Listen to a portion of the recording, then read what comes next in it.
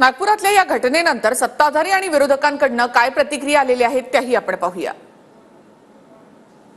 आज आपण महाराष्ट्राला कुठे म्हणजे मुख्यमंत्र्यांनी याच्यामध्ये इंटरव्ह्यू करण्याची आवश्यकता आहे। मुख्यमंत्र्यांचे नागपूर जळतंय म्हणजे किती दुर्दैवाची गोष्ट आहे। महाराष्ट्राच्या दृष्टिकोनातून तुम्ही विचार करा आणि ह्याला जबाबदार मुख्यमंत्री स्वतः आहेत असं माझं म्हणणं आहे, कारण मुख्यमंत्र्यांनी जबाबदारी घ्यावी लागेल। ते स्वतः होम मिनिस्टर पण आहेत। माननीय मुख्यमंत्री देवेंद्रजी फडणवीस यांनी त्वरित राजीनामा द्यायला हवा ही आमची मागणी। त्याचं कारण आहे की जे देवेंद्रजी फडणवीस हे राज्याचे तिसऱ्यांदा मुख्यमंत्री, तिसऱ्यांदा गृहमंत्री झालेत, त्यांना स्वतःच्या शहरातली जिल्ह्यातली एकूणच नाही का दंगल आटोक्यात आणता येत नाही। बाहेरून लोक आले आणि एवढ्या उशिरा जर ही घटना घडते आणि अशा पद्धतीनं जर घटना घडते तर याला निश्चितच त्याचं जे काही त्यांच्या जे एजन्सी आहेत यांच्या या एजन्सींचं किंवा त्या गृहमंत्रालयाचा अपयश आहे। सर्व जनतेशी मी भेटलेलो आहे।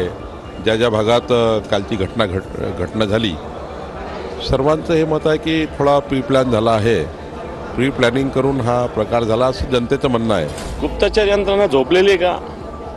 जर नागपूरसारख्या गृहमंत्र्याच्या शहरात गुप्तचर यंत्रणा झोपलेली असेल, राजरोज एकमेकांवर दगडफेक केला तर पोलीस झोपलेली होती का? याचाच अर्थ प्रशासनावर गृह मंत्रालयाचा कोणताही अंकुश